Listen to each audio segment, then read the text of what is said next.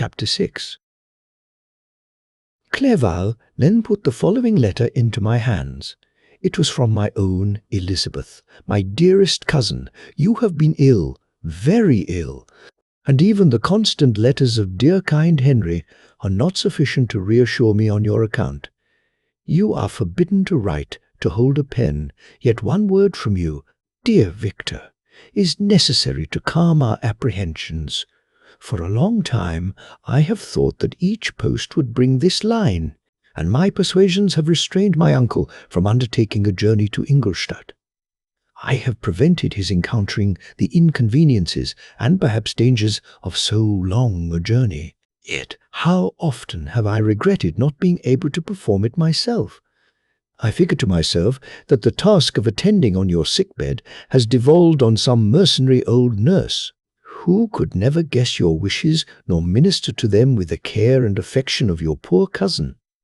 Yet that is over now. Clerval writes that, indeed, you are getting better. I eagerly hope that you will confirm this intelligence soon in your own handwriting. Get well and return to us. You will find a happy, cheerful home and friends who love you dearly. Your father's health is vigorous, and he asks but to see you, but to be assured that you are well, and not a care will ever cloud his benevolent countenance. How pleased you would be to remark the improvement of our Ernest. He is now 16 and full of activity and spirit. He is desirous to be a true Swiss and to enter into foreign service, but we cannot part with him, at least until his elder brother returns to us. My uncle is not pleased with the idea of a military career in a distant country, but Ernest never had your powers of application. He looks upon study as an odious fetter. His time is spent in the open air, climbing the hills or rowing on the lake. I fear that he will become an idler unless we yield the point and permit him to enter on the profession which he has selected. Little alteration, except the growth of our dear children, has taken place since you left us. The blue lake and snow-clad mountains, they never change, and I think our placid home and our contented hearts are regulated by the same immutable laws. My trifling occupations take up my time and amuse me, and I am rewarded for any exertions by seeing none but happy, kind faces around me. Since you left us, but one change has taken place in our little household. Do you remember on what occasion Justine Moritz entered our family? Probably you do not. I will relate her history, therefore in a few words. Madame Moritz, her mother, was a widow with 4 children, of whom Justine was the third. This girl had always been the favourite of her father, but through a strange perversity, her mother could not endure her, and after the death of M. Moritz, treated her very ill. My aunt observed this, and when Justine was 12 years of age, prevailed on her mother to allow her to live at our house. The republican institutions of our country have produced simpler and happier manners than those which prevail in the great monarchies that surround it. Hence, there is less distinction between the several classes of its inhabitants, and the lower orders, being neither so poor nor so despised, their manners are more refined and moral. A servant in Geneva does not mean the same thing as a servant in France and England. Justine, thus received in our family, learned the duties of a servant, a condition which, in our fortunate country, does not include the idea of ignorance and a sacrifice of the dignity of a human being. Justine, you may remember, was a great favourite of yours, and I recollect you once remarked that if you were in an ill humour, one glance from Justine could dissipate it. For the same reason that Ariosto gives concerning the beauty of Angelica, she looked so frank-hearted and happy. My aunt conceived a great attachment for her, by which she was induced to give her an education superior to that which she had at first intended. This benefit was fully repaid. Justine was the most grateful little creature in the world. I do not mean that she made any professions. I never heard one pass her lips, but you could see by her eyes that she almost adored her protectress. Although her disposition was gay and in many respects inconsiderate, yet she paid the greatest attention to every gesture of my aunt. She thought her the model of all excellence, and endeavoured to imitate her phraseology and manners, so that even now she often reminds me of her. When my dearest aunt died, everyone was too much occupied in their own grief to notice poor Justine, who had attended her during her illness with the most anxious affection. Poor Justine was very ill, but other trials were reserved for her.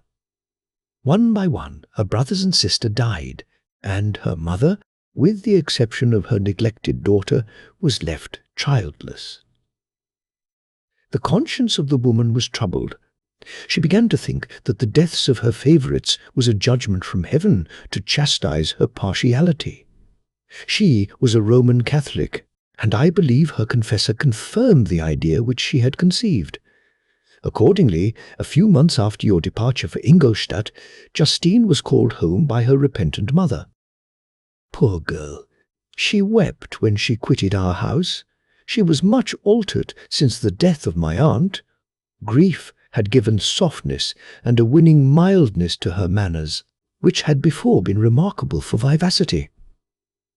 Nor was her residence at her mother's house of a nature to restore her gaiety. The poor woman was very vacillating in her repentance.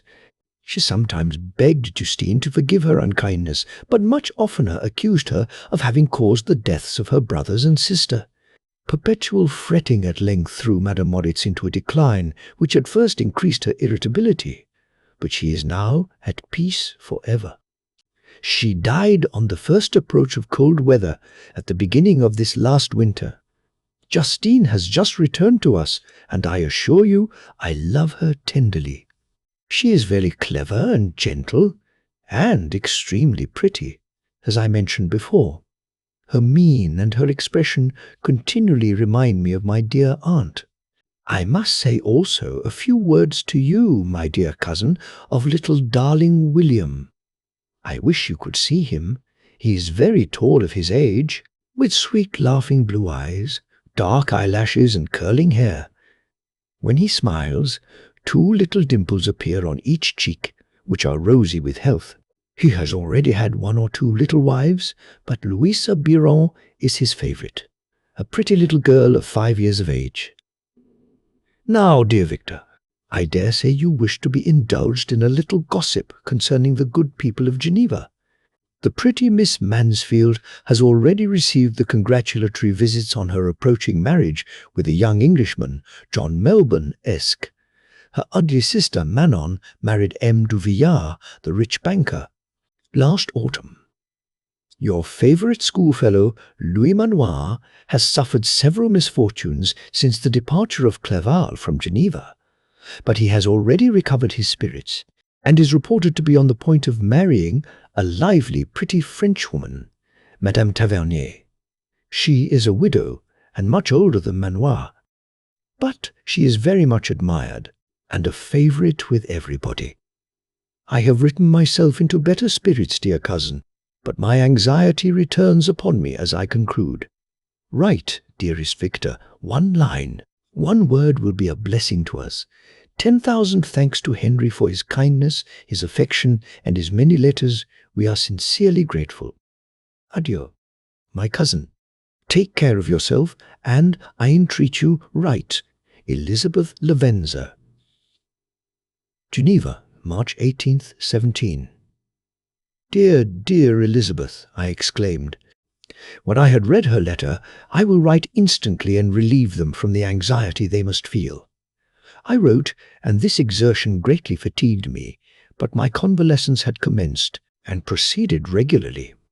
In another fortnight, I was able to leave my chamber. One of my first duties on my recovery was to introduce Clerval to the several professors of the university. In doing this, I underwent a kind of rough usage, ill befitting the wounds that my mind had sustained. Ever since the fatal night, the end of my labours, and the beginning of my misfortunes, I had conceived a violent antipathy even to the name of natural philosophy. When I was otherwise quite restored to health, The sight of a chemical instrument would renew all the agony of my nervous symptoms. Henry saw this, and had removed all my apparatus from my view. He had also changed my apartment, for he perceived that I had acquired a dislike for the room which had previously been my laboratory. But these cares of Clerval were made of no avail when I visited the professors. M. Waldman inflicted torture when he praised, with kindness and warmth, the astonishing progress I had made in the sciences. He soon perceived that I disliked the subject, but not guessing the real cause, he attributed my feelings to modesty, and changed the subject from my improvement to the science itself, with a desire, as I evidently saw, of drawing me out.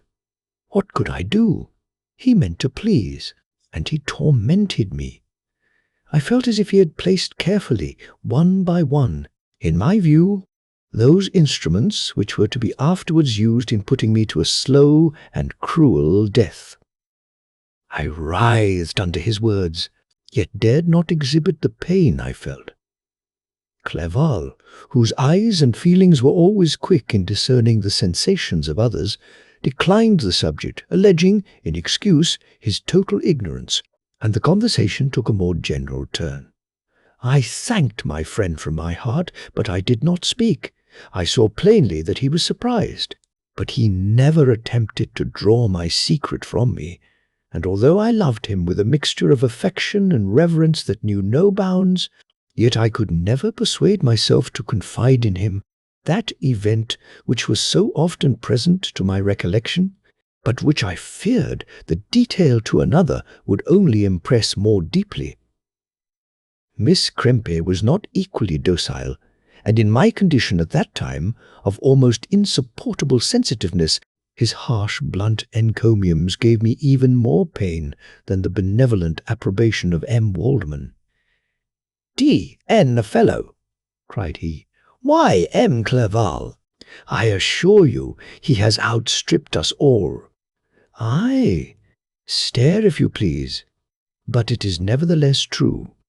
A youngster who, but a few years ago, believed in Cornelius Agrippa as firmly as in the gospel, has now set himself at the head of the university, and if he is not soon pulled down, we shall all be out of countenance. Aye, aye," continued he, observing my face expressive of suffering.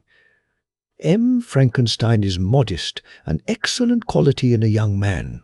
Young men should be diffident of themselves, you know, Miss Clerval. I was myself when young, but that wears out in a very short time." M. Krempe had now commenced an eulogy on himself, which happily turned the conversation from a subject that was so annoying to me. Clerval had never sympathized in my tastes for natural science, and his literary pursuits differed wholly from those which had occupied me. He came to the university with the design of making himself complete master of the Oriental languages, and thus he should open a field for the plan of life he had marked out for himself. Resolved to pursue no inglorious career, he turned his eyes toward the east, as affording scope for his spirit of enterprise. The Persian, Arabic, and Sanskrit languages engaged his attention, and I was easily induced to enter on the same studies. Idleness had ever been irksome to me, and now that I wished to fly from reflection and hated my former studies, I felt great relief in being the fellow pupil with my friend, and found not only instruction, but consolation in the works of the Orientalists. I did not, like him, attempt a critical knowledge of their dialects, for I did not contemplate making any other use of them than temporary amusement. I read merely to understand their meaning, and they well repaid my labours. Their melancholy is soothing, and their joy elevating to a degree I never experienced in studying the authors of any other country. When you read their writings, life appears to consist in a warm sun and a garden of roses, in the smiles and frowns of a fair enemy, and the fire that consumes your own heart. How different from the manly and heroical poetry of Greece and Rome. Summer passed away in these occupations, and my return to Geneva was fixed for the latter end of autumn. But being delayed by several accidents, winter and snow arrived. The roads were deemed impassable, and my journey was retarded until the ensuing spring. I felt this delay very bitterly, for I longed to see my native town and my beloved friends. My return had only been delayed so long, from an unwillingness to leave Clerval in a strange place before he had become acquainted with any of its inhabitants. The winter, however, was spent cheerfully, and although the spring was uncommonly late when it came, its beauty compensated for its dilatoriness. The month of May had already commenced, and I expected the letter daily, which was to fix the date of my departure, when Henry proposed a pedestrian tour in the environs of Ingolstadt, that I might bid a personal farewell to the country I had so long inhabited. I acceded with pleasure to this proposition. I was fond of exercise, and Clerval had always been my favourite companion in the ramble of this nature that I had taken among the scenes of my native country. We passed a fortnight in these perambulations.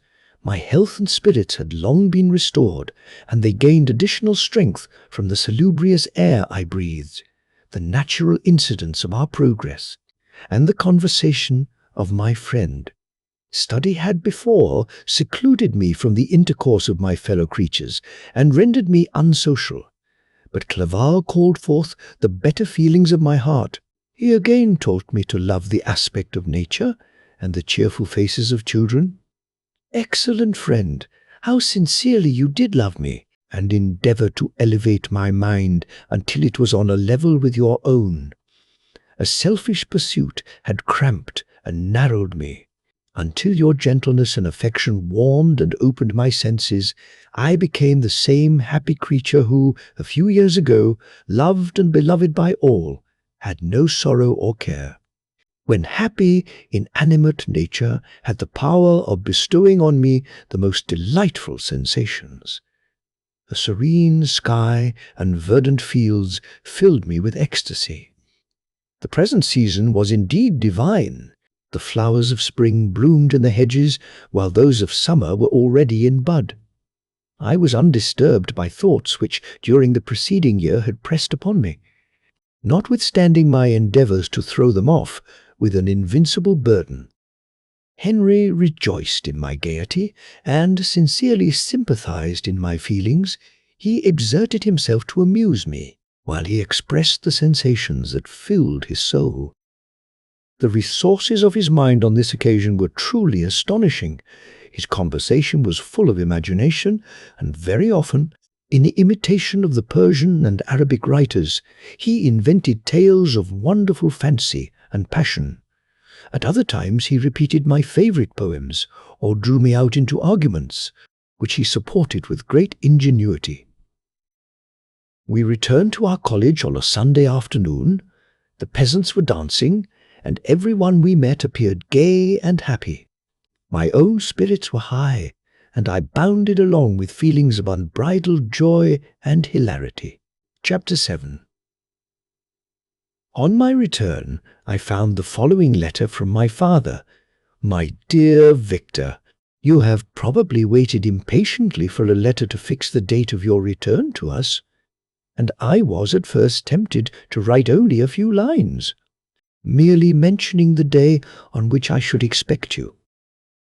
But that would be a cruel kindness, and I dare not do it. What would be your surprise, my son, when you expected a happy and glad welcome, to behold, on the contrary, tears and wretchedness? And how, Victor, can I relate our misfortune? Absence cannot have rendered you callous to our joys and griefs, and how shall I inflict pain on my long-absent son? I wish to prepare you for the woeful news, but I know it is impossible. Even now your eye skims over the page to seek the words which are to convey to you the horrible tidings. William is dead, that sweet child, whose smiles delighted and warmed my heart, who was so gentle, yet so gay. Victor, he is murdered. I will not attempt to console you, but will simply relate the circumstances of the transaction. Last Thursday, May 7th, I, my niece, and your 2 brothers went to walk in Plan Palais.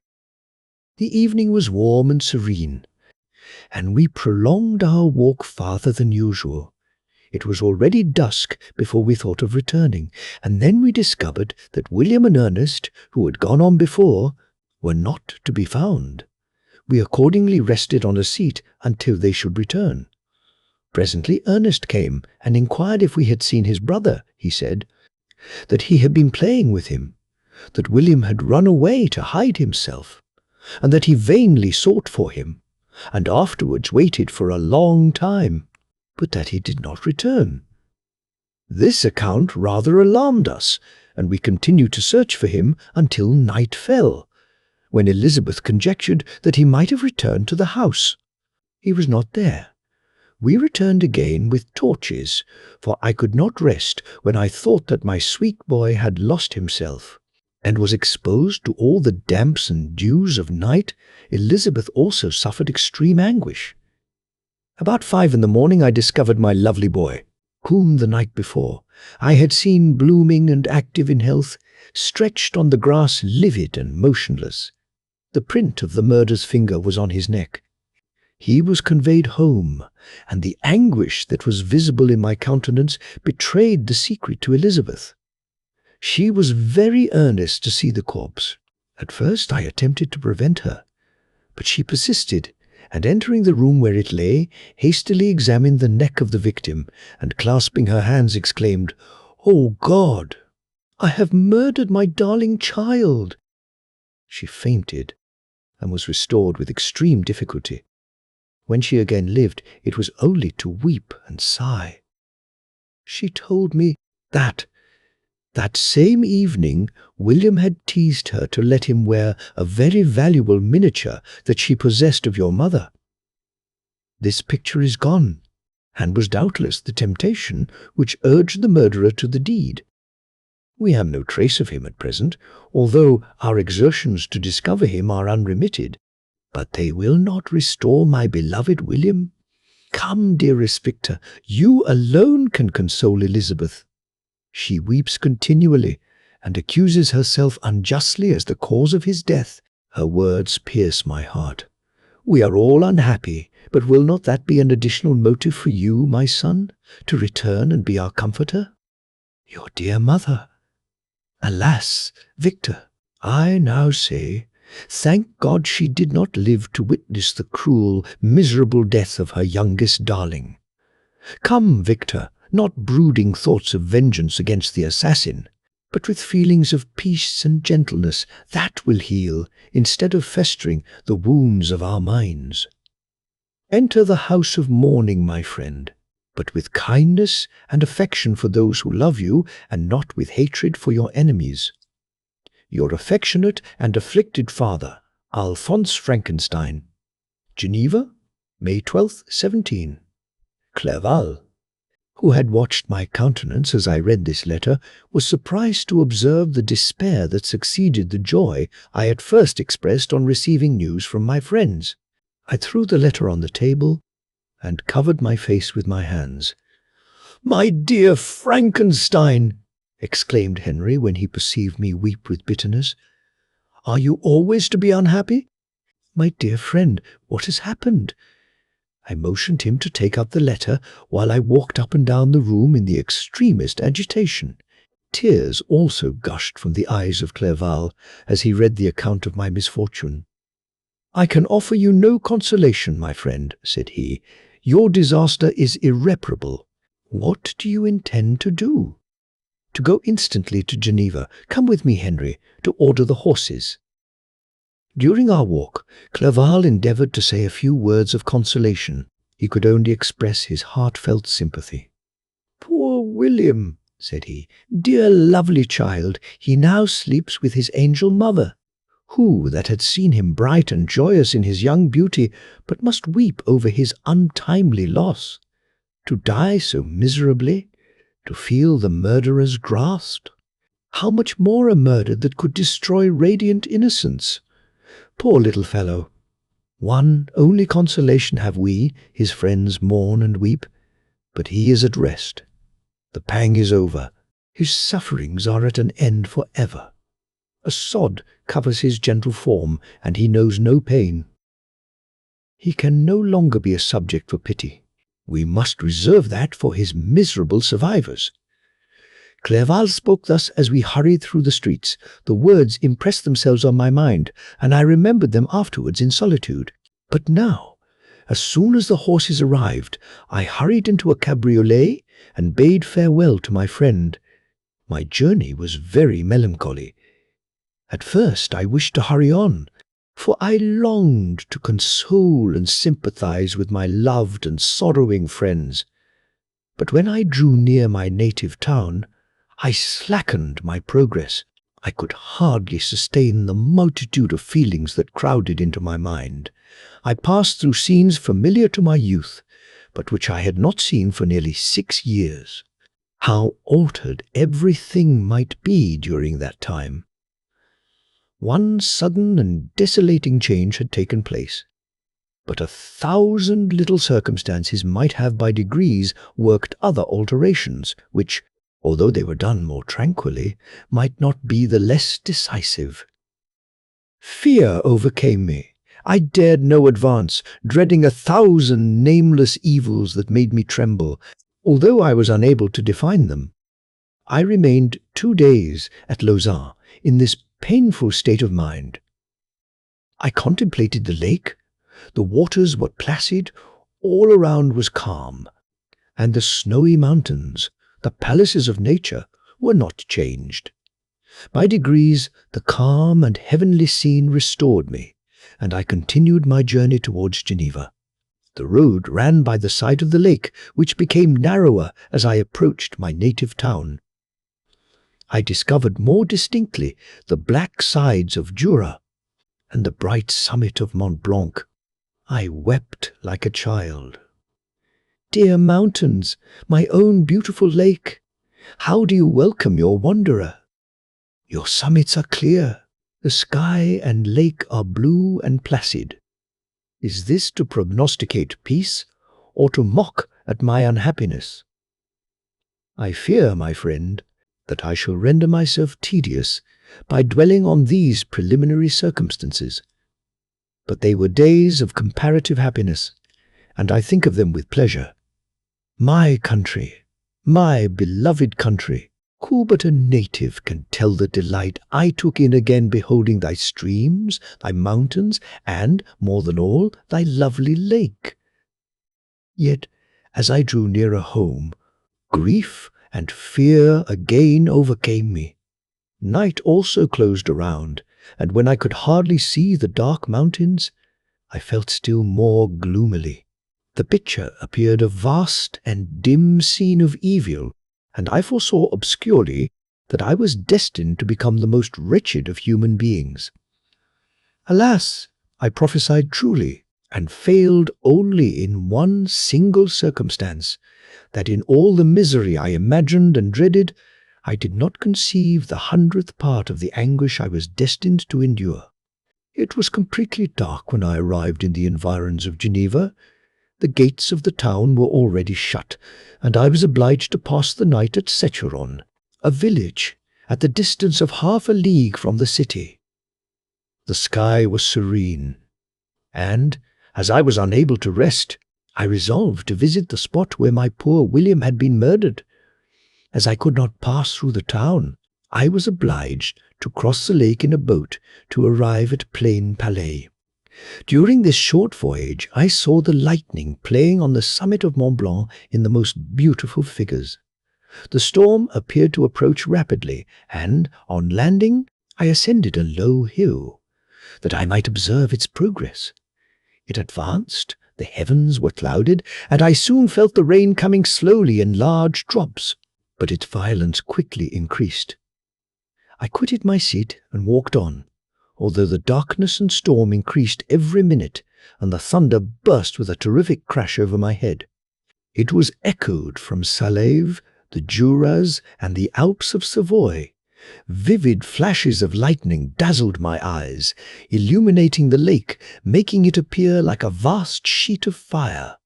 Then for an instant everything seemed of a pitchy darkness, until the eye recovered itself from the preceding flash. The storm, as is often the case in Switzerland, appeared at once in various parts of the heavens. The most violent storm hung exactly north of the town, over the part of the lake which lies between the promontory of Bellerive and the village of Coppet. Another storm enlightened Jura with faint flashes, and another darkened and sometimes disclosed the Mole, a peaked mountain to the east of the lake. While I watched the tempest, so beautiful yet terrific, I wandered on with a hasty step. This noble war in the sky elevated my spirits. I clasped my hands and exclaimed aloud, "William, dear angel, this is thy funeral, this thy dirge." As I said these words, I perceived in the gloom a figure which stole from behind a clump of trees near me. I stood fixed, gazing intently. I could not be mistaken. A flash of lightning illuminated the object and discovered its shape plainly to me, its gigantic stature, and the deformity of its aspect, more hideous than belongs to humanity, instantly informed me that it was the wretch, the filthy Damon, to whom I had given life. What did he there? Could he be? I shuddered at the conception. The murderer of my brother. No sooner did that idea cross my imagination than I became convinced of its truth. My teeth chattered, and I was forced to lean against a tree for support. The figure passed me quickly, and I lost it in the gloom. Nothing in human shape could have destroyed the fair child. He was the murderer. I could not doubt it. The mere presence of the idea was an irresistible proof of the fact. I thought of pursuing the devil, but it would have been in vain, for another flash discovered him to me hanging among the rocks of the nearly perpendicular ascent of Mont Salave, a hill that bounds Plain Palais on the south. He soon reached the summit and disappeared. I remained motionless. The thunder ceased, but the rain still continued, and the scene was enveloped in an impenetrable darkness. I revolved in my mind the events which I had until now sought to forget, the whole train of my progress toward the creation, the appearance of the works of my own hands at my bedside, its departure. 2 years had now nearly elapsed since the night on which he first received life, and was this his first crime? Alas, I had turned loose into the world, a depraved wretch whose delight was in carnage and misery. Had he not murdered my brother? No one can conceive the anguish I suffered during the remainder of the night, which I spent cold and wet in the open air. But I did not feel the inconvenience of the weather. My imagination was busy in scenes of evil and despair. I considered the being whom I had cast among mankind, and endowed with the will and power to effect purposes of horror, such as the deed which he had now done, nearly in the light of my own vampire, my own spirit let loose from the grave, and forced to destroy all that was dear to me. Day dawned, and I directed my steps towards the town. The gates were open, and I hastened to my father's house. My first thought was to discover what I knew of the murderer, and cause instant pursuit to be made. But I paused when I reflected on the story that I had to tell. A being whom I myself had formed and endued with life had met me at midnight among the precipices of an inaccessible mountain. I remembered also the nervous fever with which I had been seized just at the time that I dated my creation, and which would give an air of delirium to a tale otherwise so utterly improbable. I well knew that if any other had communicated such a relation to me, I should have looked upon it as the ravings of insanity. Besides, the strange nature of the animal would elude all pursuit, even if I were so far credited as to persuade my relatives to commence it. And then, of what use would be pursuit? Who could arrest a creature capable of scaling the overhanging sides of Montsaleve? These reflections determined me, and I resolved to remain silent. It was about 5 in the morning when I entered my father's house. I told the servants not to disturb the family, and went into the library to attend their usual hour of rising. 6 years had elapsed, passed in a dream, but for one indelible trace, and I stood in the same place where I had last embraced my father before my departure for Ingolstadt. Beloved and venerable parent, he still remained to me. I gazed on the picture of my mother, which stood over the mantelpiece. It was an historical subject, painted at my father's desire, and represented Caroline Beaufort in an agony of despair, kneeling by the coffin of her dead father. Her garb was rustic, and her cheek pale, but there was an air of dignity and beauty that hardly permitted the sentiment of pity. Below this picture was a miniature of William, and my tears flowed when I looked upon it. While I was thus engaged, Ernest entered. He had heard me arrive, and hastened to welcome me. "Welcome, my dearest Victor," said he. "Ah, I wish you had come 3 months ago, and then you would have found us all joyous and delighted. You come to us now to share a misery which nothing can alleviate, yet your presence will, I hope, revive our father, who seems sinking under his misfortune. And your persuasions will induce poor Elizabeth to cease her vain and tormenting self-accusations. Poor William! He was our darling and our pride." Tears, unrestrained, fell from my brother's eyes. A sense of mortal agony crept over my frame. Before, I had only imagined the wretchedness of my desolated home. The reality came on me as a new, and a not less terrible, disaster. I tried to calm Ernest. I inquired more minutely concerning my father, and here I named my cousin. "She, most of all," said Ernest, "requires consolation. She accused herself of having caused the death of my brother, and that made her very wretched. But since the murderer has been discovered, the murderer discovered! Good God! How can that be? Who could attempt to pursue him? It is impossible. One might as well try to overtake the winds, or confine a mountain stream with a straw. I saw him too. He was free last night." "I do not know what you mean," replied my brother, in accents of wonder. "But to us the discovery we have made completes our misery. No one would believe it at first, and even now Elizabeth will not be convinced, notwithstanding all the evidence. Indeed, who would credit that Justine Moritz, who was so amiable and fond of all the family, could suddenly become so capable of so frightful, so appalling a crime? Justine Moritz. Poor, poor girl, is she the accused? But it is wrongfully. Everyone knows that. No one believes it, surely, Ernest? No one did at first, but several circumstances came out that have almost forced conviction upon us, and her own behaviour has been so confused as to add to the evidence of facts a weight that, I fear, leaves no hope for doubt. But she will be tried today, and you will then hear all." He then related that, the morning on which the murder of poor William had been discovered, Justine had been taken ill and confined to her bed for several days.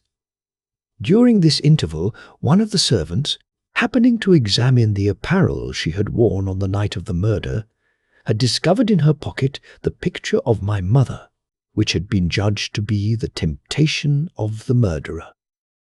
The servant instantly showed it to one of the others, who, without saying a word to any of the family, went to a magistrate, and, upon their deposition, Justine was apprehended. On being charged with the fact, the poor girl confirmed the suspicion in a great measure by her extreme confusion of manner. This was a strange tale, but it did not shake my faith, and I replied earnestly, "You are all mistaken. I know the murderer. Justine, poor, good. Justine is innocent." At that instant my father entered. I saw unhappiness deeply impressed on his countenance, but he endeavoured to welcome me cheerfully, and, after we had exchanged our mournful greeting, would have introduced some other topic than that of our disaster, had not Ernest exclaimed, "Good God! Papa, Victor says that he knows who was the murderer of poor William." "We do also, unfortunately," replied my father. "For indeed I had rather have been forever ignorant than have discovered so much depravity and ungratitude in one I valued so highly." "My dear father, you are mistaken. Justine is innocent. If she is, God forbid that she should suffer as guilty. She is to be tried today, and I sincerely hope, that she will be acquitted." This speech calmed me. I was firmly convinced in my own mind that Justine, and indeed every human being, was guiltless of this murder. I had no fear, therefore, that any circumstantial evidence could be brought forward strong enough to convict her. My tale was not one to announce publicly. Its astounding horror would be looked upon as madness by the vulgar. Did anyone indeed exist except I, the Creator, who would believe, unless his senses convinced him, in the existence of the living monument of presumption and rash ignorance which I had let loose upon the world? We were soon joined by Elizabeth. Time had altered her since I last beheld her. It had endowed her with loveliness surpassing the beauty of her childish years. There was the same candour, the same vivacity, but it was allied to an expression more full of sensibility and intellect. She welcomed me with the greatest affection. "Your arrival, my dear cousin," said she, "fills me with hope. You perhaps will find some means to justify my poor guiltless Justine. Alas, who is safe if she be convicted of crime? I rely on her innocence as certainly as I do upon my own. Our misfortune is doubly hard to us. We have not only lost that lovely darling boy, but this poor girl, whom I sincerely love, is to be torn away by even a worse fate. If she is condemned, I never shall know joy more. But she will not. I am sure she will not, and then I shall be happy again, even after the sad death of my little William." "She is innocent, my Elizabeth," said I. "And that shall be proved. Fear nothing, but let your spirits be cheered by the assurance of her acquittal." "How kind and generous you are! Everyone else believes in her guilt, and that made me wretched, for I knew that it was impossible, and to see everyone else prejudiced in so deadly a manner rendered me hopeless and despairing." She wept. "Dearest niece," said my father, "dry your tears. If she is, as you believe, innocent, rely on the justice of our laws, and the activity with which I shall prevent the slightest shadow of partiality." No. Chapter 8. We passed a few sad hours until 11 o'clock, when the trial was to commence. My father and the rest of the family being obliged to attend as witnesses, I accompanied them to the court. During the whole of this wretched mockery of justice, I suffered living torture. It was to be decided whether the result of my curiosity and lawless devices would cause the death of two of my fellow beings, one a smiling babe full of innocence and joy, the other far more dreadfully murdered, with every aggravation of infamy that could make the murder memorable in horror. Justine also was a girl of merit and possessed qualities which promised to render her life happy. Now all was to be obliterated in an ignominious grave, and I the cause. 1,000 times rather would I have confessed myself guilty of the crime ascribed to Justine, but I was absent when it was committed, and such a declaration would have been considered as the ravings of a madman, and would not have exculpated her who suffered through me. The appearance of Justine was calm. She was dressed in mourning, and her countenance, always engaging, was rendered, by the solemnity of her feelings, exquisitely beautiful. Yet she appeared confident in innocence, and did not tremble, although gazed on and execrated by thousands, for all the kindness which her beauty might otherwise have excited was obliterated in the minds of the spectators by the imagination of the enormity she was supposed to have committed. She was tranquil, yet her tranquillity was evidently constrained, and as her confusion had before been adduced as a proof of her guilt, she worked up her mind to an appearance of courage. When she entered the court, she threw her eyes round it and quickly discovered where we were seated. A tear seemed to dim her eye when she saw us, but she quickly recovered herself, and a look of sorrowful affection seemed to attest her utter guiltlessness. The trial began, and after the advocate against her had stated the charge, several witnesses were called. Several strange facts combined against her, which might have staggered anyone who had not such proof of her innocence as I had. She had been out the whole of the night on which the murder had been committed, and towards morning had been perceived by a market woman not far from the spot where the body of the murdered child had been afterwards found. The woman asked her what she did there, but she looked very strangely, and only returned a confused and unintelligible answer. She returned to the house about 8 o'clock, and when one inquired where she had passed the night, she replied that she had been looking for the child, and demanded earnestly if anything had been heard concerning him. When shown the body, she fell into violent hysterics, and kept her bed for several days. The picture was then produced, which the servant had found in her pocket, and when Elizabeth, in a faltering voice, proved that it was the same which, an hour before the child had been missed, she had placed round his neck, a murmur of horror and indignation filled the court. Justine was called on for her defence. As the trial had proceeded, her countenance had altered. Surprise, horror, and misery were strongly expressed. Sometimes she struggled with her tears, but when she was desired to plead, she collected her powers and spoke in an audible, although variable voice. "God knows," she said, "how entirely I am innocent. But I do not pretend that my protestations should acquit me. I rest my innocence on a plain and simple explanation of the facts which have been adduced against me, and I hope the character I have always borne will incline my judges to a favourable interpretation where any circumstance appears doubtful or suspicious." She then related that, by the permission of Elizabeth, she had passed the evening of the night on which the murder had been committed at the house of an aunt at Chenay, a village situated at about a league from Geneva.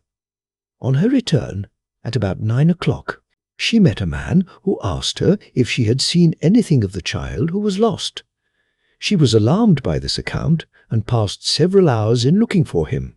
When the gates of Geneva were shut, and she was forced to remain several hours of the night in a barn belonging to a cottage, being unwilling to call up the inhabitants, to whom she was well known, most of the night she spent here watching. Towards morning she believed that she slept for a few minutes, some steps disturbed her, and she awoke.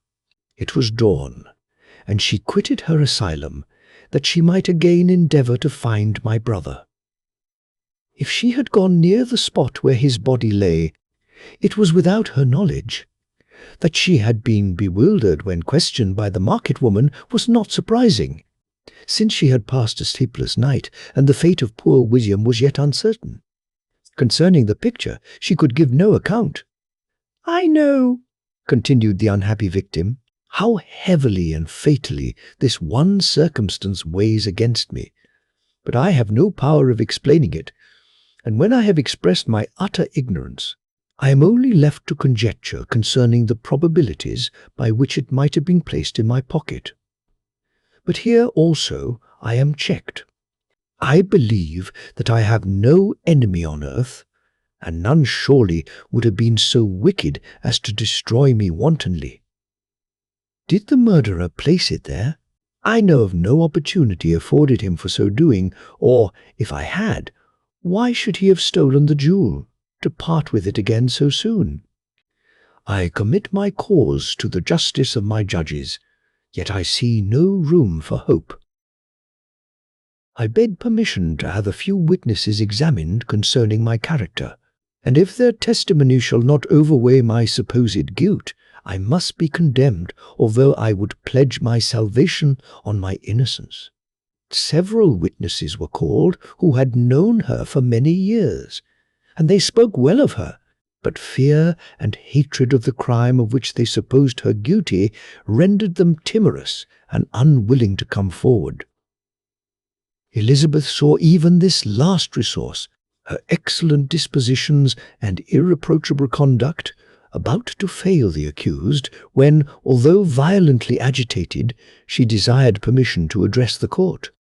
"I am," said she, "the cousin of the unhappy child who was murdered, or rather his sister, for I was educated by and have lived with his parents ever since, and even long before his birth. It may therefore be judged indecent in me to come forward on this occasion, but when I see a fellow creature about to perish through the cowardice of her pretended friends, I wish to be allowed to speak, that I may say what I know of her character. I am well acquainted with the accused. I have lived in the same house with her at one time for 5 and at another for nearly 2 years.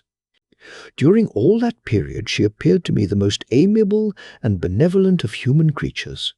She nursed Madame Frankenstein, my aunt, in her last illness, with the greatest affection and care, and afterwards attended her own mother during a tedious illness, in a manner that excited the admiration of all who knew her, after which she again lived in my uncle's house, where she was beloved by all the family.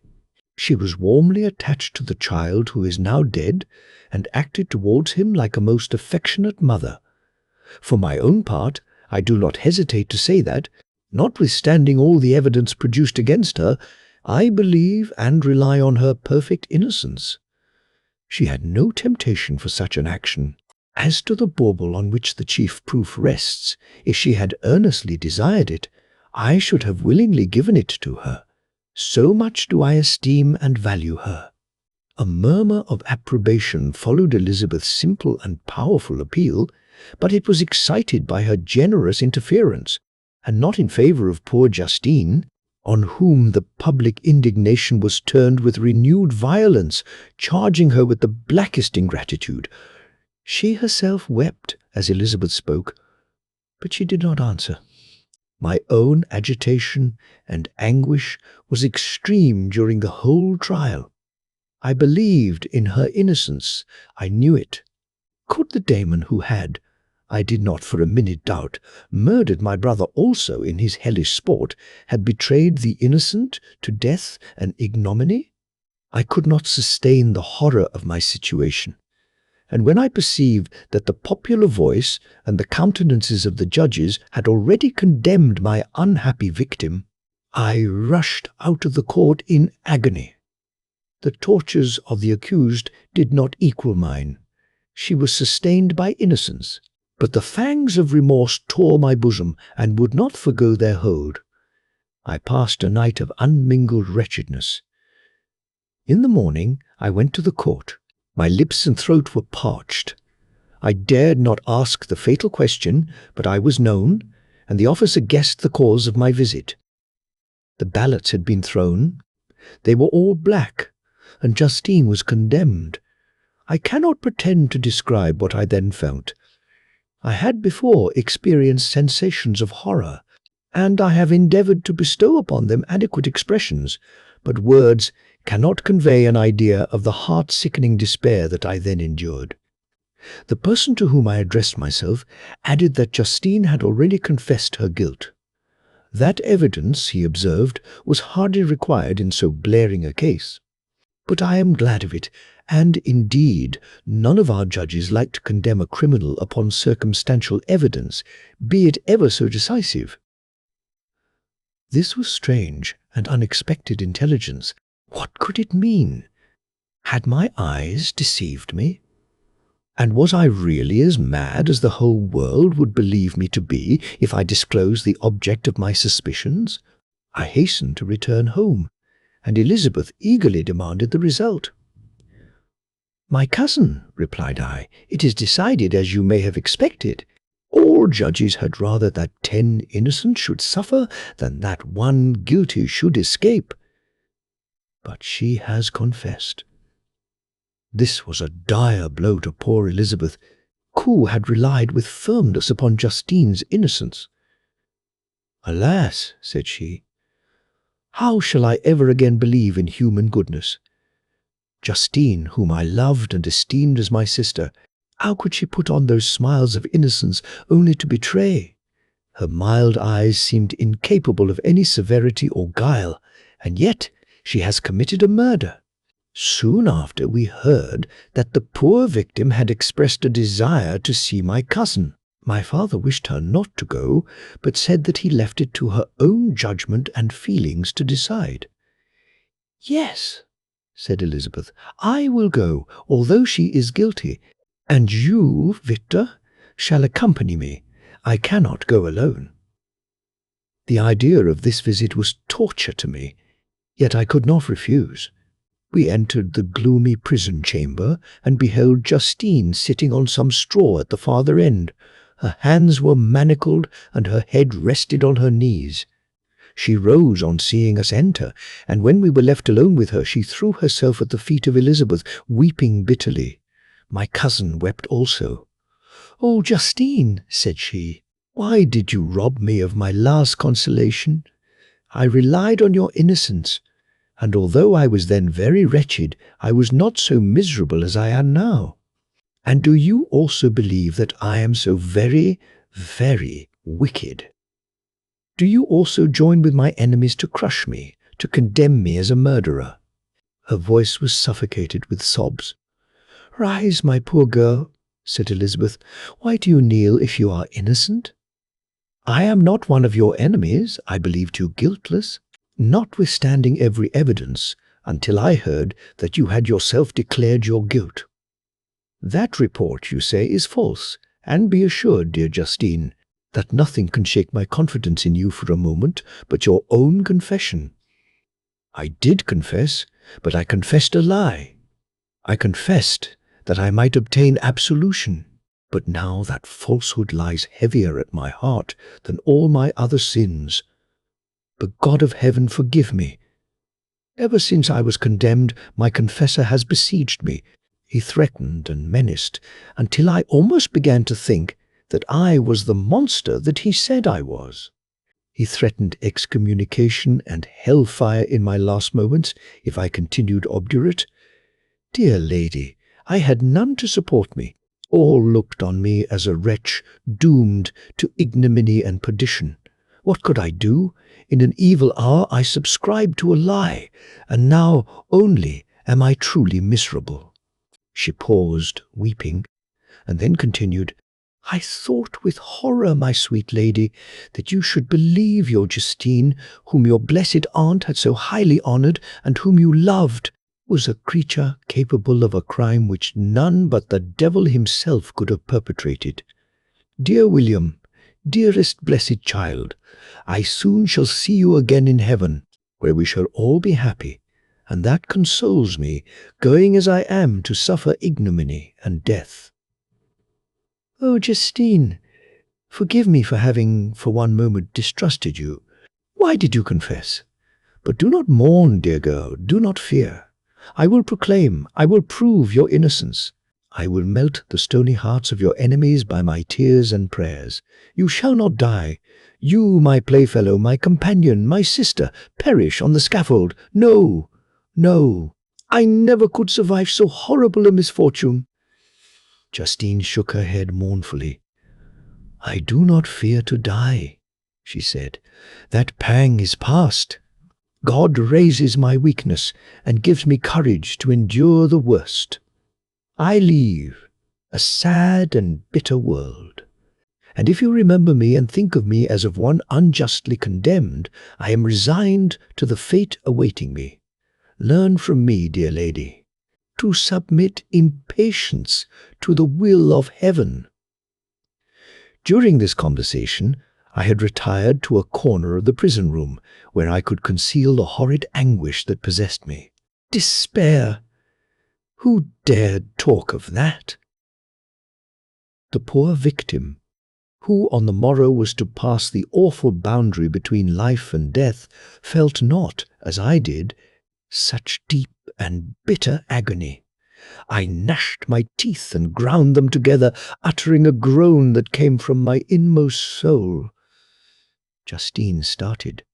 When she saw who it was, she approached me and said, "Dear sir, you are very kind to visit me. You, I hope, do not believe that I am guilty?" I could not answer. "No, Justine," said Elizabeth. "He is more convinced of your innocence than I was, for even when he heard that you had confessed, he did not credit it. I truly thank him. In these last moments, I feel the sincerest gratitude towards those who think of me with kindness. How sweet is the affection of others to such a wretch as I am! It removes more than half my misfortune, and I feel as if I could die in peace now that my innocence is acknowledged by you, dear lady, and your cousin." Thus the poor sufferer tried to comfort others and herself. She indeed gained the resignation she desired. But I, the true murderer, felt the never-dying worm alive in my bosom, which allowed of no hope or consolation. Elizabeth also wept and was unhappy, but hers also was the misery of innocence, which, like a cloud that passes over the fair moon, for a while hides, but cannot tarnish its brightness. Anguish and despair had penetrated into the core of my heart. I bore a hell within me which nothing could extinguish. We stayed several hours with Justine, and it was with great difficulty that Elizabeth could tear herself away. "I wish," cried she, "that I were to die with you. I cannot live in this world of misery." Justine assumed an air of cheerfulness, while she, with difficulty, repressed her bitter tears. She embraced Elizabeth and said in a voice of half-suppressed emotion, "Farewell, sweet lady. Dearest Elizabeth, my beloved and only friend, may heaven in its bounty bless and preserve you. May this be the last misfortune that you will ever suffer. Live and be happy and make others so." And on the morrow, Justine died. Elizabeth's heart-rending eloquence failed to move the judges from their settled conviction in the criminality of the saintly sufferer. My passionate and indignant appeals were lost upon them, and when I received their cold answers and heard the harsh, unfeeling reasoning of these men, my purposed avowal died away on my lips. Thus I might proclaim myself a madman, but not revoke the sentence passed upon my wretched victim. She perished on the scaffold as a murderess. From the tortures of my own heart, I turned to contemplate the deep and voiceless grief of my Elizabeth. This also was my doing, and my father's woe, and the desolation of that late so smiling home, all was the work of my thrice accursed hands. Ye weep, unhappy ones, but these are not your last tears. Again shall you raise the funeral wail, and the sound of your lamentations shall again and again be heard.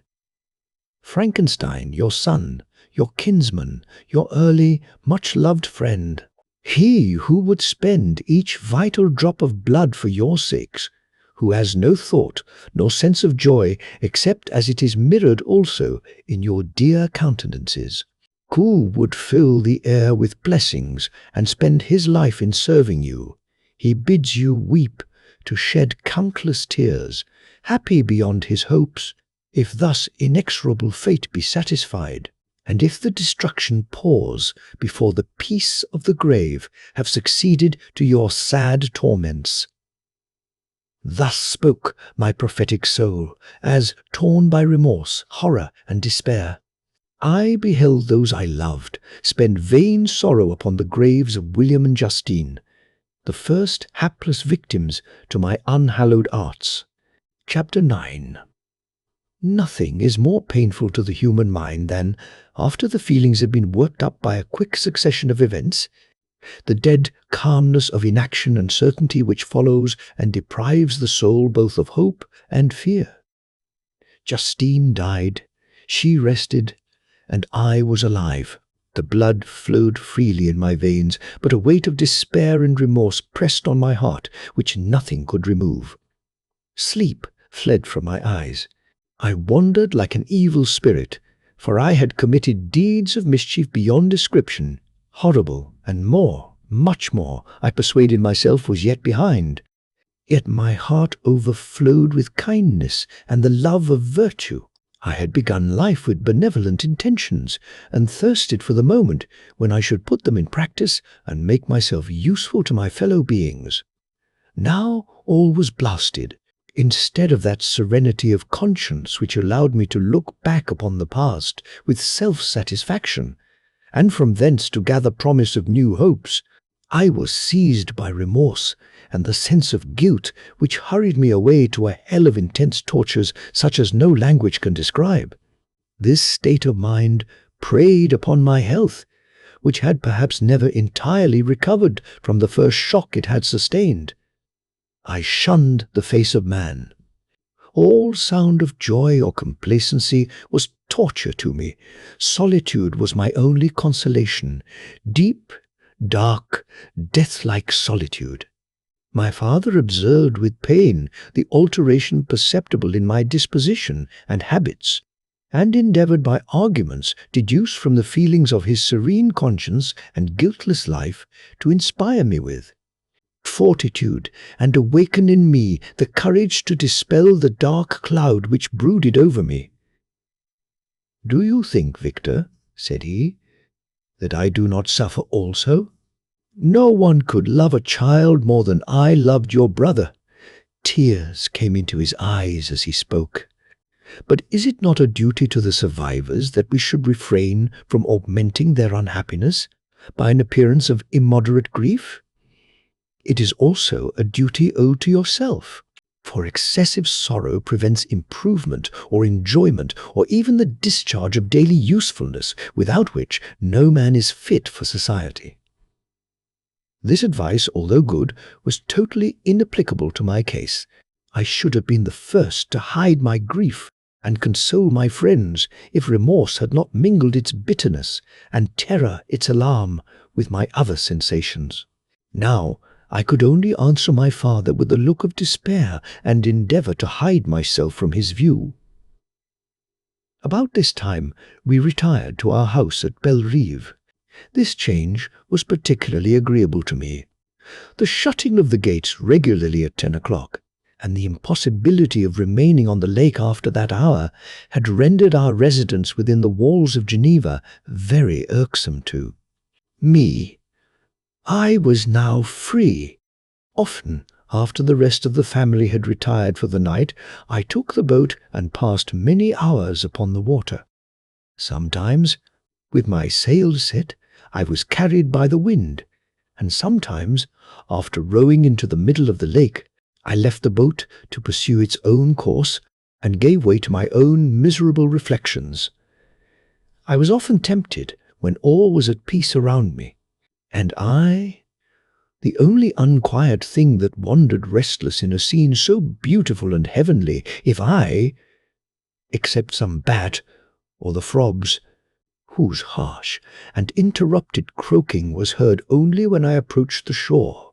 Often, I say, I was tempted to plunge into the silent lake, that the waters might close over me and my calamities forever. But I was restrained when I thought of the heroic and suffering Elizabeth, whom I tenderly loved, and whose existence was bound up in mine. I thought also of my father and surviving brother. Should I, by my base desertion, leave them exposed and unprotected to the malice of the fiend whom I had let loose among them? At these moments I wept bitterly, and wished that peace would revisit my mind only that I might afford them consolation and happiness. But that could not be. Remorse extinguished every hope. I had been the author of unalterable evils, and I lived in daily fear lest the monster whom I had created should perpetrate some new wickedness. I had an obscure feeling that all was not over, and that he would still commit some signal crime, which by its enormity should almost efface the recollection of the past. There was always scope for fear, so long as anything I loved remained behind. My abhorrence of this fiend cannot be conceived. When I thought of him, I gnashed my teeth.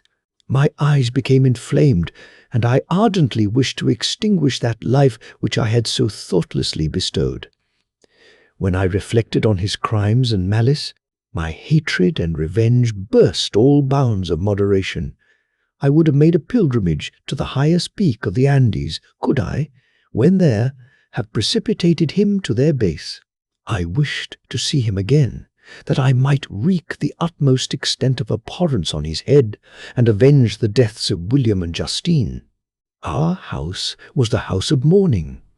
My father's health was deeply shaken by the horror of the recent events. Elizabeth was sad and desponding. She no longer took delight in her ordinary occupations. All pleasure seemed to her sacrilege toward the dead. Eternal woe and tears, she then thought, was the just tribute she should pay to innocence so blasted and destroyed. She was no longer that happy creature who in earlier youth wandered with me on the banks of the lake and talked with ecstasy of our future prospects. The first of those sorrows which are sent to wean us from the earth had visited her, and its dimming influence quenched her dearest smiles. "When I reflect, my dear cousin," said she, "on the miserable death of Justine Moritz, I no longer see the world and its works as they before appeared to me. Before, I looked upon the accounts of vice and injustice that I read in books or heard from others as tales of ancient days or imaginary evils. At least they were remote and more familiar to reason than to the imagination.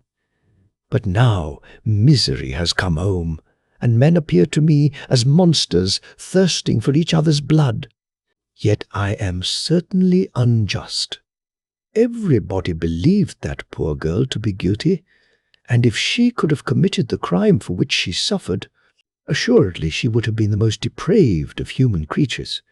For the sake of a few jewels, to have murdered the son of her benefactor and friend, a child whom she had nursed from its birth and appeared to love as if it had been her own.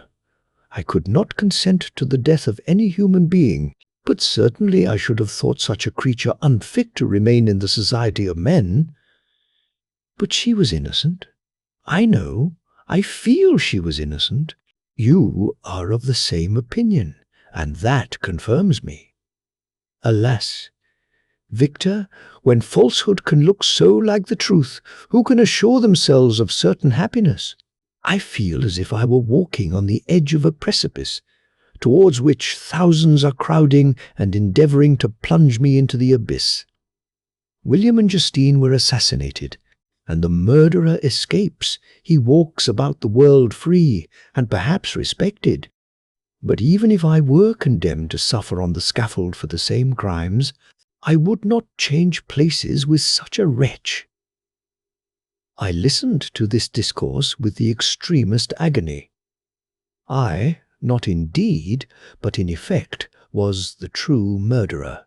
Elizabeth read my anguish in my countenance, and kindly taking my hand said, "My dearest friend, you must calm yourself. These events have affected me, God knows how deeply, but I am not so wretched as you are.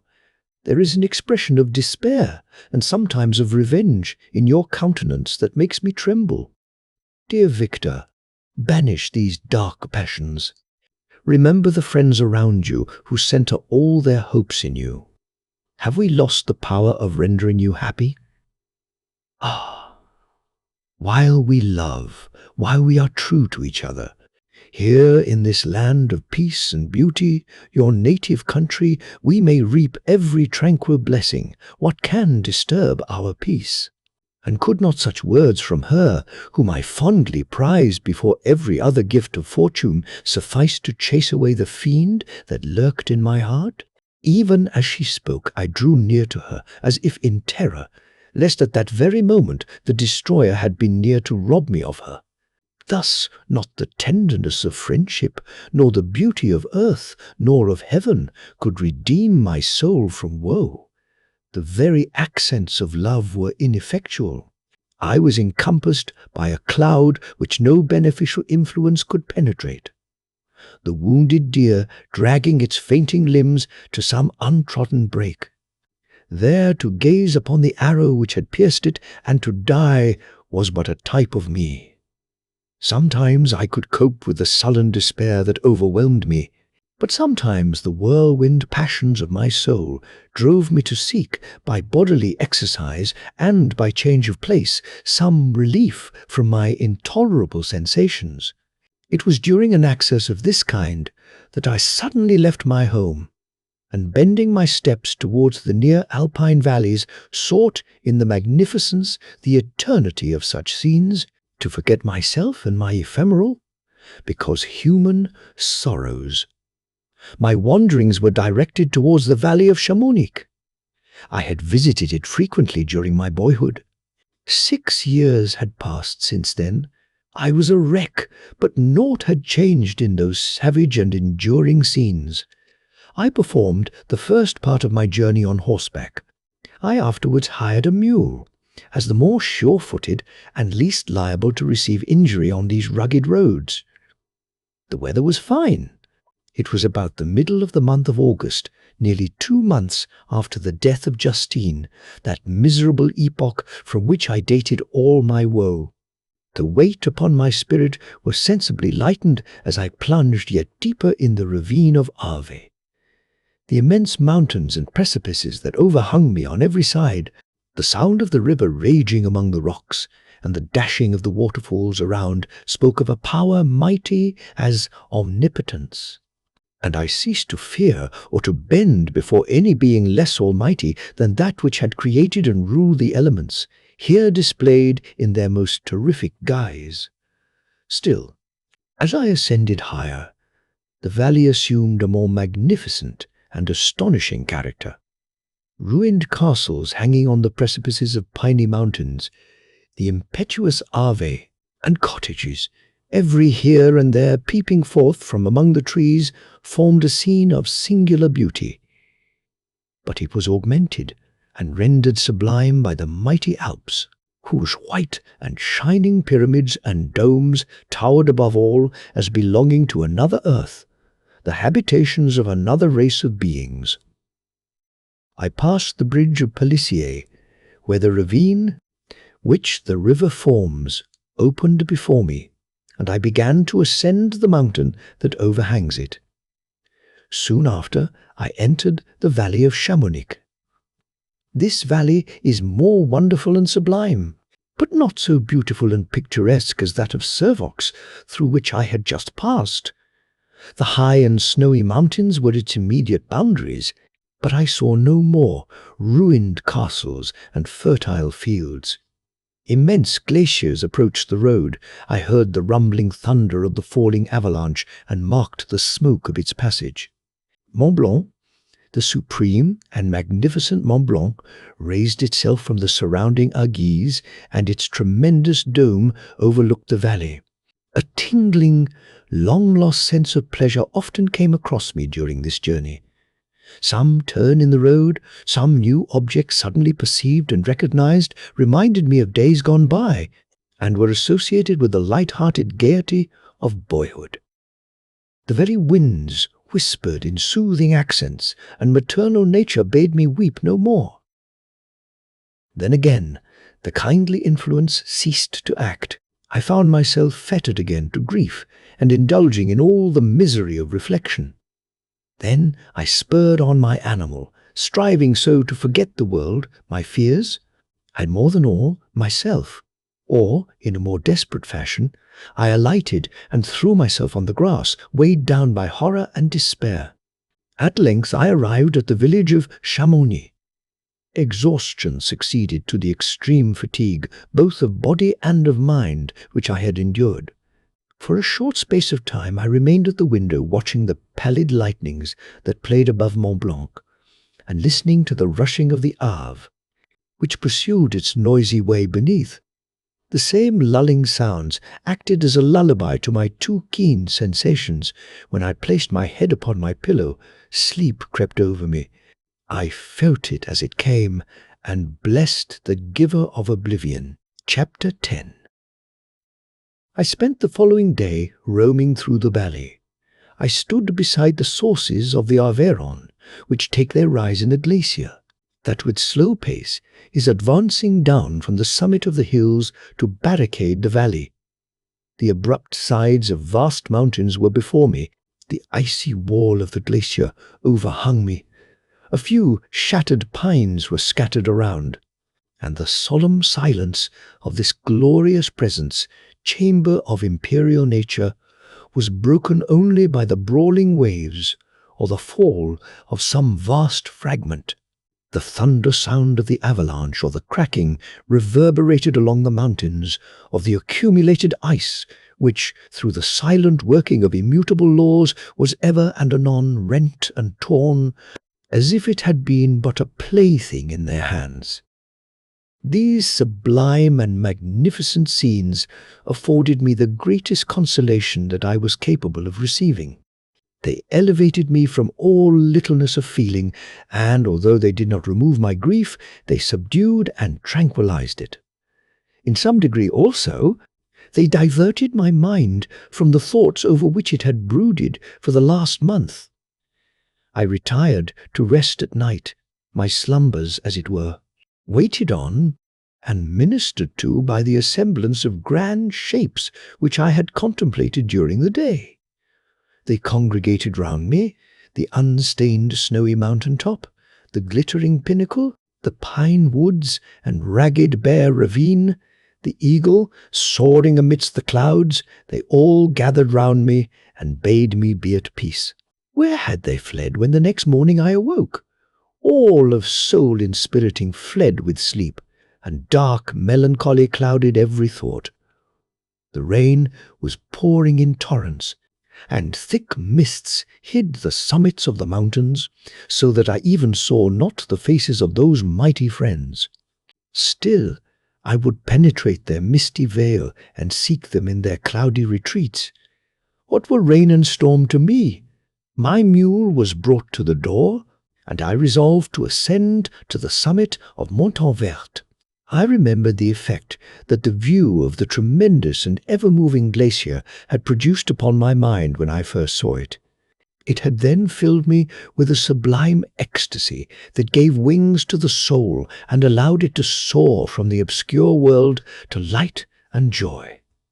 The sight of the awful and majestic in nature had indeed always the effect of solemnizing my mind and causing me to forget the passing cares of life. I determined to go without a guide, for I was well acquainted with the path, and the presence of another would destroy the solitary grandeur of the scene. The ascent is precipitous, but the path is cut into continual and short windings, which enable you to surmount the perpendicularity of the mountain. It is a scene terrifically desolate. In 1,000 spots, the traces of the winter avalanche may be perceived, where trees lie broken and strewed on the ground, some entirely destroyed, others bent, leaning upon the jutting rocks of the mountain or transversely upon other trees. The path, as you ascend higher, is intersected by ravines of snow, down which stones continually roll from above. One of them is particularly dangerous, as the slightest sound, such as even speaking in a loud voice, produces a concussion of air sufficient to draw destruction upon the head of the speaker. The pines are not tall or luxuriant, but they are sombre and add an air of severity to the scene. I looked on the valley beneath, Vast mists were rising from the rivers which ran through it, and curling in thick wreaths around the opposite mountains, whose summits were hid in the uniform clouds, while rain poured from the dark sky and added to the melancholy impression I received from the objects around me. Alas! Why does man boast of sensibilities superior to those apparent in the brute? It only renders them more necessary beings. If our impulses were confined to hunger, thirst, and desire, we might be nearly free, but now we are moved by every wind that blows, and a chance word or scene that word may convey to us. We rest. A dream has power to poison sleep. We rise, one wandering thought pollutes the day. We feel, conceive, or reason, laugh or weep, embrace fond woe, or cast our cares away.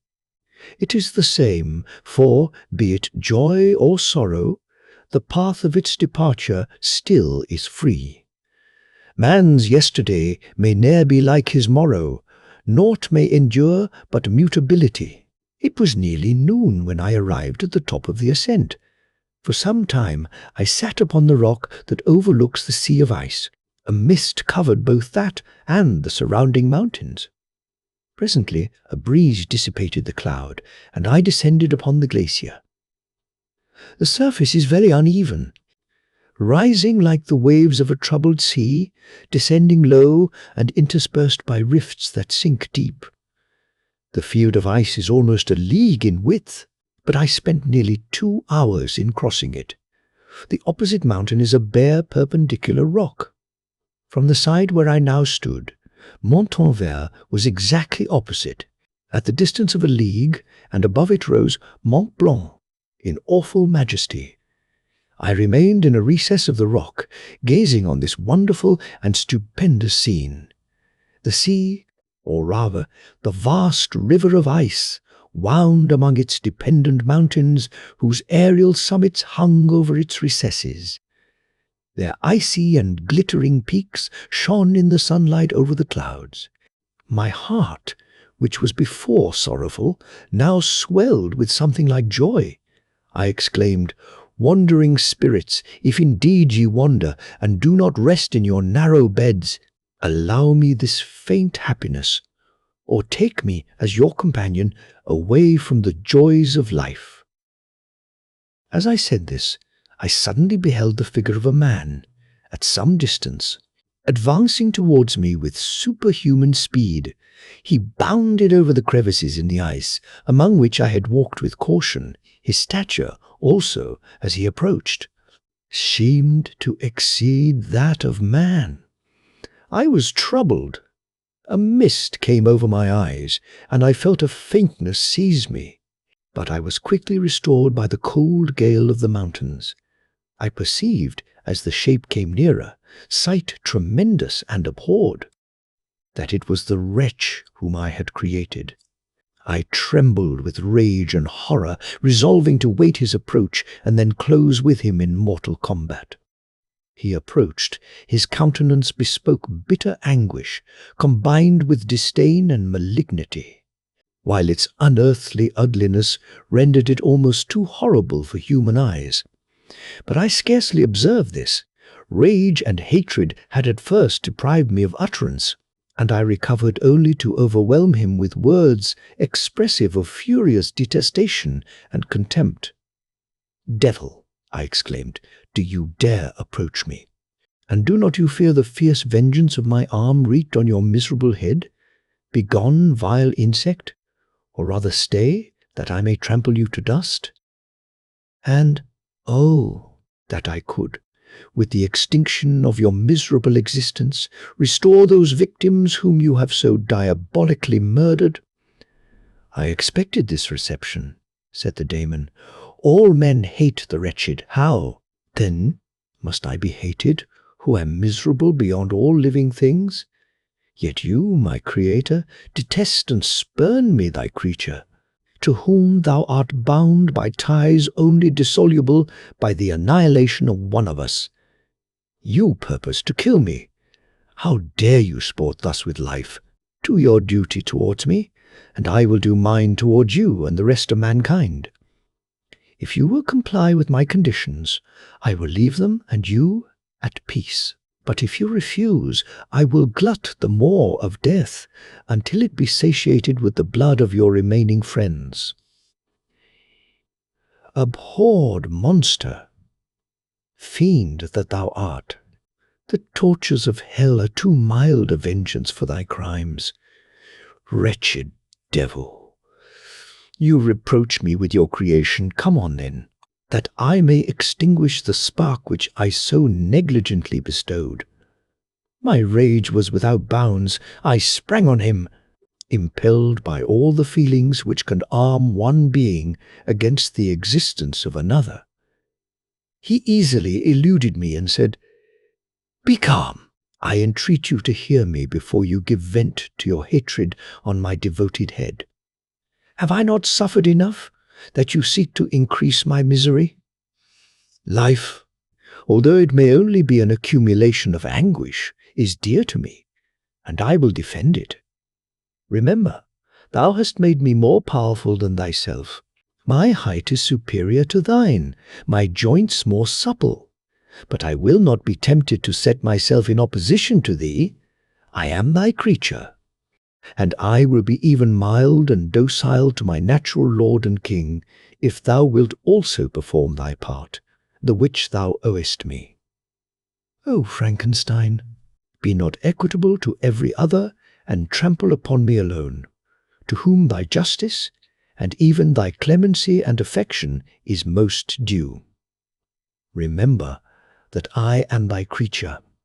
I ought to be thy Adam, but I am rather the fallen angel, whom thou drivest from joy for no misdeed. Everywhere I see bliss, from which I alone am irrevocably excluded. I was benevolent and good. Misery made me a fiend. Make me happy, and I shall again be virtuous. Begone, I will not hear you. There can be no community between you and me. We are enemies. Begone, or let us try our strength in a fight in which one must fall. How can I move thee? Will no entreaties cause thee to turn a favourable eye upon thy creature, who implores thy goodness and compassion? Believe me, Frankenstein, I was benevolent. My soul glowed with love and humanity. But am I not alone, miserably alone? You, my creator, abhor me. What hope can I gather from your fellow creatures who owe me nothing? They spurn and hate me. The desert mountains and dreary glaciers are my refuge. I have wandered here many days. The caves of ice, which I only do not fear, are a dwelling to me, and the only one which man does not grudge. These bleak skies I hail, for they are kinder to me than your fellow beings. If the multitude of mankind knew of my existence, they would do as you do, and arm themselves for my destruction. Shall I not then hate them who abhor me? I will keep no terms with my enemies. I am miserable, and they shall share my wretchedness.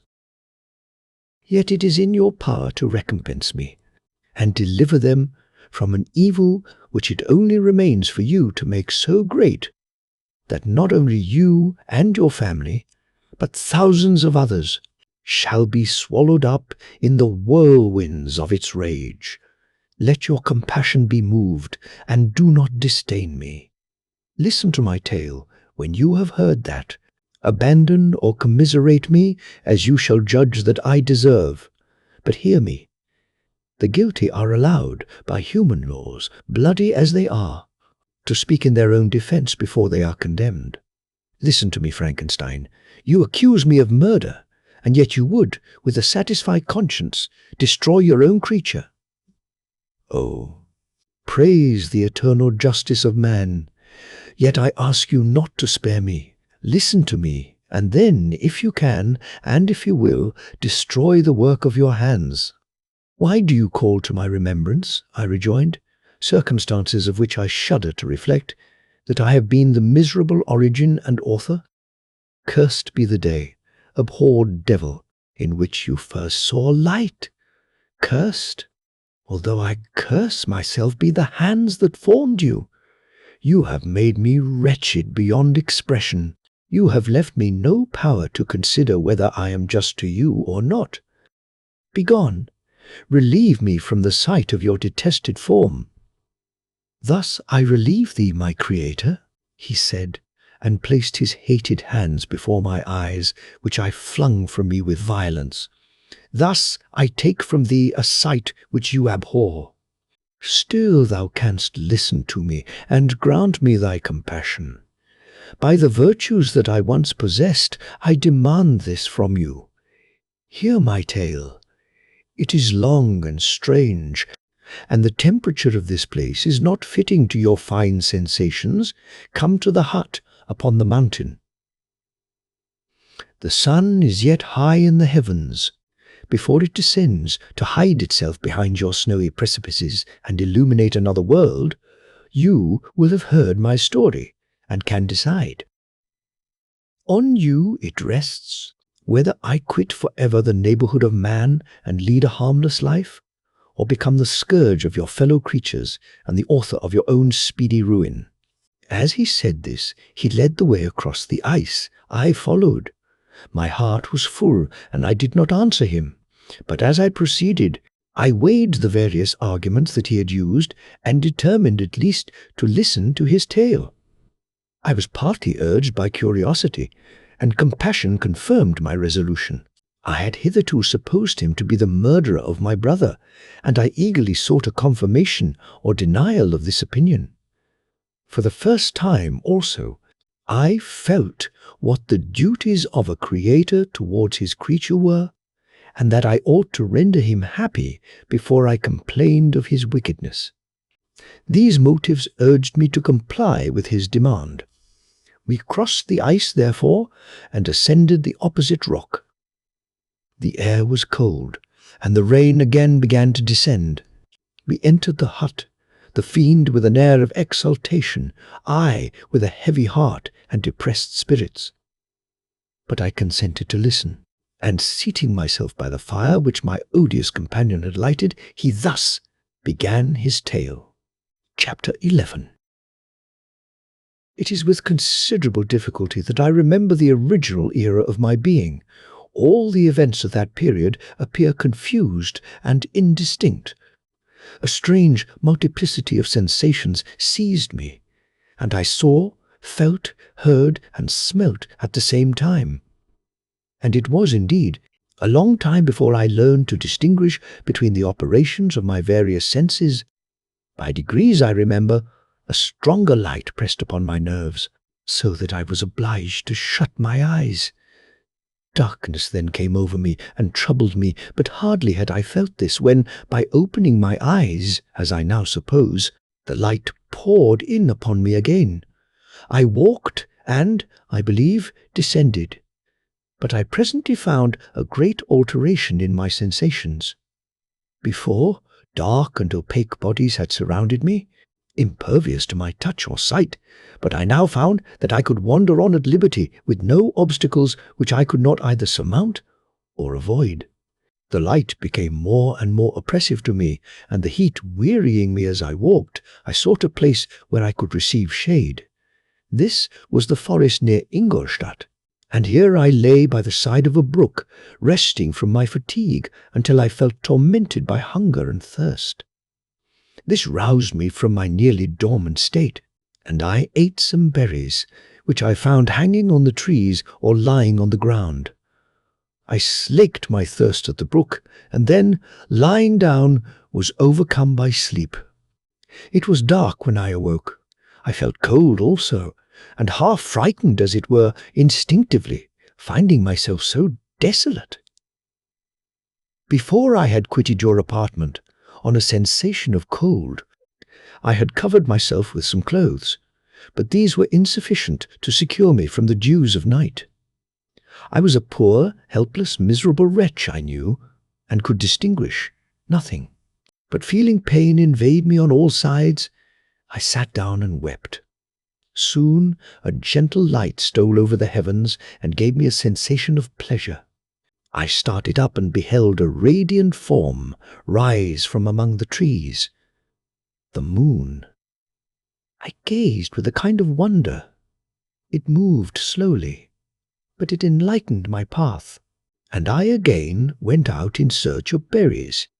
I was still cold when under one of the trees I found a huge cloak, with which I covered myself and sat down upon the ground. No distinct ideas occupied my mind, all was confused. I felt light and hunger and thirst and darkness. Innumerable sounds rang in my ears, and on all sides various scents saluted me. The only object that I could distinguish was the bright moon, and I fixed my eyes on that with pleasure. Several changes of day and night passed, and the orb of night had greatly lessened when I began to distinguish my sensations from each other. I gradually saw plainly the clear stream that supplied me with drink, and the trees that shaded me with their foliage. I was delighted when I first discovered that a pleasant sound, which often saluted my ears, proceeded from the throats of the little winged animals who had often intercepted the light from my eyes. I began also to observe, with greater accuracy, the forms that surrounded me, and to perceive the boundaries of the radiant roof of light which canopied me. Sometimes I tried to imitate the pleasant songs of the birds, but was unable. Sometimes I wished to express my sensations in my own mode, but the uncouth and inarticulate sounds which broke from me frightened me into silence again. The moon had disappeared from the night, and again, with a lessened form, showed itself, while I still remained in the forest. My sensations had by this time become distinct, and my mind received every day additional ideas. My eyes became accustomed to the light and to perceive objects in their right forms. I distinguished the insect from the herb, and by degrees one herb from another. I found that the sparrow uttered none but harsh notes, whilst those of the blackbird and thrush were sweet and enticing. One day, when I was oppressed by cold, I found a fire which had been left by some wandering beggars, and was overcome with delight at the warmth I experienced from it. In my joy I thrust my hand into the live embers, but quickly drew it out again with a cry of pain. How strange, I thought, that the same cause should produce such opposite effects. I examined the materials of the fire, and to my joy found it to be composed of wood. I quickly collected some branches, but they were wet and would not burn. I was pained at this, and sat still watching the operation of the fire. The wet wood which I had placed near the heat dried and itself became inflamed.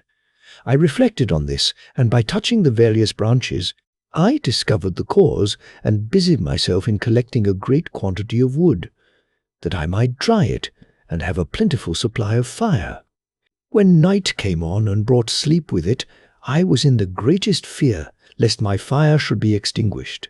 I covered it carefully with dry wood and leaves, and placed wet branches upon it, and then, spreading my cloak, I lay on the ground and sank into sleep. It was morning when I awoke, and my first care was to visit the fire. I uncovered it, and a gentle breeze quickly fanned it into a flame. I observed this also, and contrived a fan of branches, which roused the embers when they were nearly extinguished. When night came again, I found, with pleasure, that the fire gave light as well as heat, and that the discovery of this element was useful to me in my food. For I found some of the offals that the travellers had left had been roasted, and tasted much more savoury than the berries I gathered from the trees. I tried, therefore, to dress my food in the same manner, placing it on the live embers. I found that the berries were spoiled by this operation, and the nuts and roots much improved. Food, however, became scarce, and I often spent the whole day searching in vain for a few acorns to assuage the pangs of hunger. When I found this, I resolved to quit the place that I had hitherto inhabited, to seek for one where the few wants I experienced would be more easily satisfied. In this emigration I exceedingly lamented the loss of the fire which I had obtained through accident, and knew not how to reproduce it. I gave several hours to the serious consideration of this difficulty, but I was obliged to relinquish all attempt to supply it, and wrapping myself up in my cloak, I struck across the wood towards the setting sun. I passed 3 days in these rambles, and at length discovered the open country. A great fall of snow had taken place the night before, and the fields were of one uniform white. The appearance was disconsolate, and I found my feet chilled by the cold, damp substance that covered the ground. It was about 7 in the morning, and I longed to obtain food and shelter. At length I perceived a small hut on a rising ground, which had doubtless been built for the convenience of some shepherd. This was a new sight to me, and I examined the structure with great curiosity. Finding the door open, I entered. An old man sat in it, near a fire, over which he was preparing his breakfast. He turned on, hearing a noise, and perceiving me, shrieked loudly, and quitting the hut, ran across the fields with a speed of which his debilitated form hardly appeared capable. His appearance, different from any I had ever before seen, and his flight somewhat surprised me. But I was enchanted by the appearance of the hut. Here the snow and rain could not penetrate. The ground was dry, and it presented to me then as exquisite and divine a retreat as pandemonium appeared to the damnings of hell after their sufferings in the lake of fire. I greedily devoured the remnants of the shepherd's breakfast, which consisted of bread, cheese, milk, and wine. The latter, however, I did not like. Then, overcome by fatigue, I lay down among some straw and fell asleep. It was noon when I awoke, and allured by the warmth of the sun, which shone brightly on the white ground, I determined to recommence my travels, and, depositing the remains of the peasant's breakfast in a wallet I found, I proceeded across the fields for several hours, until at sunset I arrived at a village. How miraculous did this appear! The huts, the neater cottages, and stately houses engaged my admiration by turns. The vegetables in the gardens, the milk and cheese that I saw placed at the windows of some of the cottages allured my appetite. One of the best of these I entered, but I had hardly placed my foot within the door before the children shrieked, and one of the women fainted. The whole village was roused. Some fled, some attacked me, until, grievously bruised by stones and many other kinds of missile weapons, I escaped to the open country and fearfully took refuge in a low hovel, quite bare, and making a wretched appearance after the palaces I had beheld in the village. This hovel, however, joined a cottage of a neat and pleasant appearance, but after my late dearly bought experience, I dared not enter it. My place of refuge was constructed of wood, but so low that I could with difficulty sit upright in it. No wood, however, was placed on the earth which formed the floor, but it was dry, and although the wind entered it by innumerable chinks, I found it an agreeable asylum from the snow and rain. Here, then, I retreated and lay down happy to have found a shelter, however miserable, from the inclemency of the season, and still more from the barbarity of man. As soon as morning dawned, I crept from my kennel, that I might view the adjacent cottage and discover if I could remain in the habitation I had found. It was situated against the back of the cottage and surrounded on the sides, which were exposed by a pigsty and a clear pool of water. One part was open, and by that I had crept in. But now I covered every crevice by which I might be perceived with stones and wood, yet in such a manner that I might move them on occasion to pass out. All the light I enjoyed came through the sty, and that was sufficient for me. Having thus arranged my dwelling and carpeted it with clean straw, I retired, for I saw the figure of a man at a distance, and I remembered too well my treatment the night before to trust myself in his power. I had first, however, provided for my sustenance for that day by a loaf of coarse bread, which I purloined, and a cup with which I could drink more conveniently than from my hand of the pure water which flowed by my retreat. The floor was a little raised, so that it was kept perfectly dry, and by its vicinity to the chimney of the cottage it was tolerably warm. Being thus provided, I resolved to reside in this hovel until something should occur which might alter my determination. It was indeed a paradise compared to the bleak forest, my former residence. The rain-dropping branches and dank earth. I ate my breakfast with pleasure and was about to remove a plank to procure myself a little water when I heard a step, and looking through a small chink, I beheld a young creature with a pail on her head passing before my hovel. The girl was young and of gentle demeanour, unlike what I have since found cottagers and farmhouse servants to be. Yet she was meanly dressed, a coarse blue petticoat and a linen jacket being her only garb. Her fair hair was plaited, but not adorned. She looked patient yet sad. I lost sight of her, and in about a quarter of an hour she returned, bearing the pail, which was now partly filled with milk. As she walked along, seemingly incommoded by the burden, a young man met her, whose countenance expressed a deeper despondence. Uttering a few sounds with an air of melancholy, he took the pail from her head and bore it to the cottage himself. She followed, and they disappeared. Presently I saw the young man again, with some tools in his hand, cross the field behind the cottage, and the girl was also busied, sometimes in the house and sometimes in the yard. On examining my dwelling, I found that one of the windows of the cottage had formerly occupied a part of it, but the panes had been filled up with wood. In one of these was a small and almost imperceptible chink, through which the eye could just penetrate. Through this crevice a small room was visible, whitewashed and clean, but very bare of furniture. In one corner, near a small fire, sat an old man, leaning his head on his hands in a disconsolate attitude. The young girl was occupied in arranging the cottage, but presently she took something out of a drawer which employed her hands, and she sat down beside the old man, who, taking up an instrument, began to play and to produce sounds sweeter than the voice of the thrush or the nightingale. It was a lovely sight even to me, poor wretch, who had never beheld aught beautiful before.